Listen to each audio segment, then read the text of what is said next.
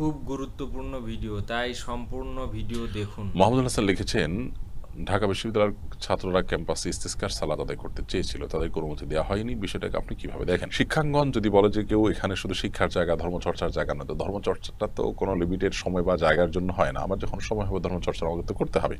তা নাহলে ধর্মের চর্চার স্বাধীনতা কোথায় থাকলো? তাছাড়া শিক্ষাঙ্গন তো রাজনীতির জায়গাও নয়, কিন্তু আমরা তো শিক্ষার পাশাপাশি রাজনীতিও করছি, আর অনেক কিছুই করছি। তাহলে ধর্মের ব্যাপারে কেন এই মানসিকতা আসবে?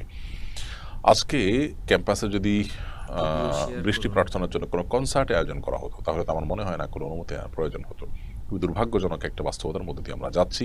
কারা আমাদেরকে এই ভয়ঙ্কর জায়গায় নিয়ে যাচ্ছে, আল্লাহ তাআলা তাদেরকে হেদায়েত দান করুন এবং আমাদেরকে আল্লাহ তাআলা সচেতন হওয়ার তৌফিক দান করুন। সেখানে সরস্বতী পুজো হতে পারে, সেখানে কনসার্ট হতে পারে, সবই হতে পারে, কিন্তু সেখানে কোরআন তেলাওয়াত করতে গেলে সমস্যা, সেখানে ইস্তিসকার নামাজ পড়বে, আল্লাহর ভিডিও কাছে বৃষ্টি শেয়ার প্রার্থনা করুন। করবে, এ ব্যাপারে অনুমতি না দেওয়ার কি কারণ থাকতে পারে?